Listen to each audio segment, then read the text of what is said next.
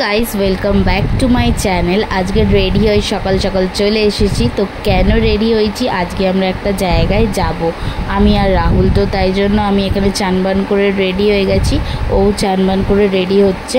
তো চলো, আমার রেডি পুরো কমপ্লিট হয়ে গেছে মেকআপ করে। তো ওরা একটু বাকি আছে, কেননা এখন বাবার একটু প্রবলেম আছে বলে। তো তাই জন্য ও বাবার খাবার দাবার করে দিয়ে তারপরে তো চলো আমরা বেরিয়ে গেছি। এখন আমরা গাড়ির জন্য অপেক্ষা করছি, ট্যাক্সি দেখি। তো রাহুলকে বলছি বলো কোথায় যাচ্ছি, ও তো কিছু বলছে না, হেসেই যাচ্ছে। তাই আমি ওকে বলছি বলো, কিছু বলবে না তুমি? তো কিছুই বলতে চায় না এখন, তাও একটু ক্যামেরার সামনে আসে, কিন্তু ক্যামেরার সামনে এসে কিছু বলতে চায় না, কেন জানি না, কিছু বলতে চায় না কেন। তো চলো আমরা গাড়ির অপেক্ষা করছি। তো গাড়ি আসুক, গাড়ি করে কোথায় যাচ্ছি সেটাও তোমরা দেখতে পাবে। তো বেশি কথা বলবো না, চলো আগে গাড়ি ধরে আগে জায়গায় যাই। তো আমরা এখন গাড়িতে উঠে গেছি, অনেকক্ষণ দাঁড়িয়ে তারপরে গাড়িতে উঠেছি। উঠে এখন রাহুলের সাথে এখন একটু ভিডিও ছবি তুলছিলাম, করছিলাম। তো ও আর কি করছিল, আমি বললাম যে ফটো করে তুলবে, তো ভিডিও বানাবে। তো যাই হোক, এখানে এইসব গল্প করতে করতে রাস্তাও একটু ফাঁকা ছিল, কেননা আজকে 1 মে, ওই জন্য অনেকটাই ফাঁকা ছিল। তো আমরা এখানে চলে এসেছি। তো দেখতেই পাচ্ছ, অনেকজন চিনতে পারবে, আবার অনেকজন নাও চিনতে পারবে। আমি বলে দিই, কনফিউশনটা দূর করি। আমরা গেছিলাম শিয়ালদা দিয়ে এবার কোথায় যাব, তো আমি সাসপেন্স কেন রাখছি, কেননা তোমাদেরকে পুরো ভিডিওটা আগে দেখতে হবে। ওই দেখো হাই করে দিচ্ছে। আর আমি এটাই বুঝে পাই না, তোমরা সবাই ভিডিও দেখো, তো একটা লাইক দিতে তোমাদের এত কেন কষ্ট হয়? ভিডিও দেখছো, এত ভিউ হচ্ছে, কিন্তু আমার ভিডিওতে লাইক হচ্ছে 3টে 4টে 5টা 6টা এরকম করে লাইক যাচ্ছে। কেন তোমরা লাইক দিতে এতই কষ্ট হচ্ছে? ভিডিওটা দেখছো তো তোমরা, লাইকটা অন্তত দাও সবাই। তো যাই হোক, বেশি কথা না বলে, আর যারা দিচ্ছ তাদেরকে অসংখ্য ধন্যবাদ। তো এখানে আমি চলে এসেছি, রাহুল টিকিট কাটছে। তো আমরা এখন যাচ্ছি হচ্ছে, আমি কনফিউশনটা দূরই করে দিই, এখন আমরা যাচ্ছি হচ্ছে নৈহাটি যাচ্ছি, কেননা অনেক দিনের প্ল্যান ছিল। তো তার মাঝখানে বাবার একটু শরীর খারাপ হয়ে গেছিলো, ওইটাও আমি তোমাদেরকে শেয়ার করব কি হয়েছিল না হয়েছিল। তো এখানে গেদে লোকালে উঠে গেছি, গেদে লোকালে উঠে আমরা এখন ট্রেনে বসে আছি। তো এই লোকটা কি জানি কোথা থেকে এসছে, বকেই যাচ্ছে, তাই জন্য ভাবলাম একটু ভিডিও করে নিই। তো এখান থেকে ট্রেন থেকে নেমে গেছি, আমি আর ও হাঁটতে হাঁটতে চলে এসেছি। আর সামনেই ছিল, আর রাস্তা এত লেভেলের গরম যে কি বলবো, জুতোটা যে খুলে ডালা নিয়ে যাব, আমার হাঁটার মানে সত্যি ছিল না, মানে পুরো আমার পায়ে জ্বালা করছে, মানে পুরো গা পা জ্বলছে এরকম মনে হচ্ছে। তো রাহুলকে বললাম তুমি ভাই হেঁটে হেঁটে গিয়ে লাইনে দাঁড়াও, আমি লাইনে দাঁড়াতে পারবো না। প্রায় হয়তো 1600-1700 জনের পরে আমাদের লাইন খুঁজে পায়নি রাহুল। একটা মজার ব্যাপার হয়েছে, মানে বড় মায়ের কাছে গিয়ে আমরা এটাই বুঝতে পারলাম যে বড় মা সত্যিই জাগ্রত উনি ওখানে।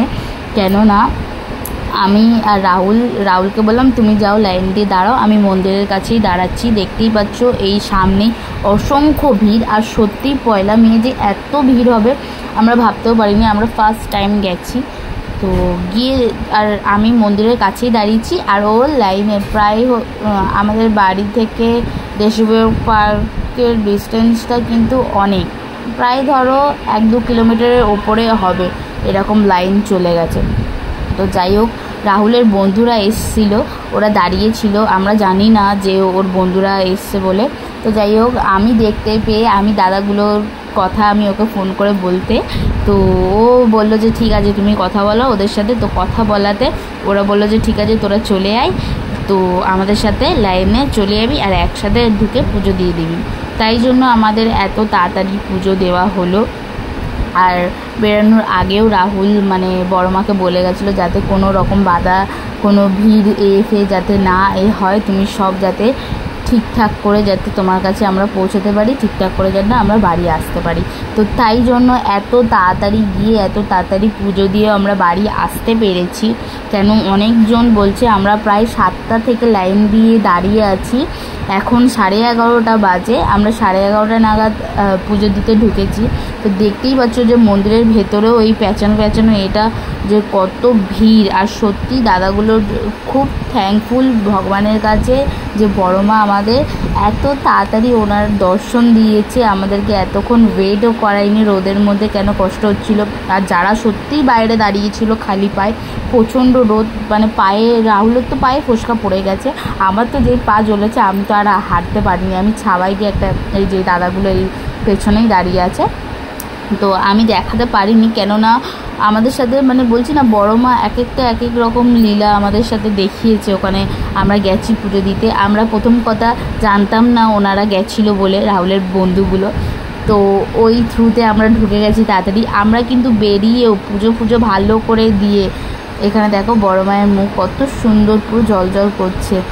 তো মনে হচ্ছে সত্যিই উনি সত্যিই যে বলে জাগ্রত, এটা ফার্স্ট টাইম গিয়ে আমরা সত্যিই জানতে পেরেছি।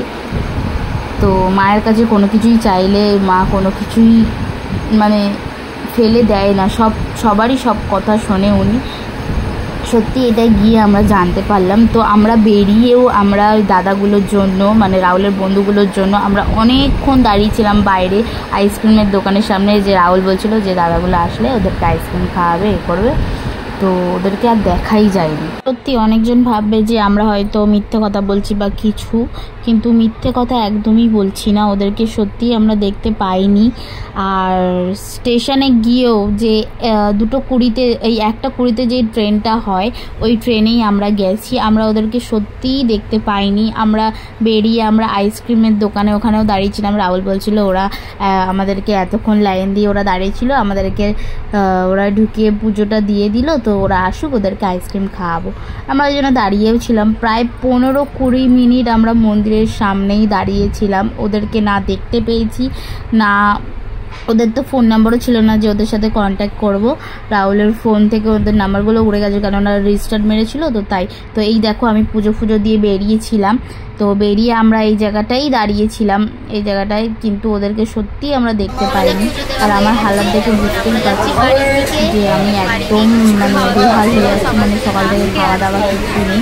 ভিডিওটা আজকে এখানে এন্ড করছি, পরবর্তী ভিডিও তোমরা অপেক্ষা করো, আর এটা খুব ভালোবাসা।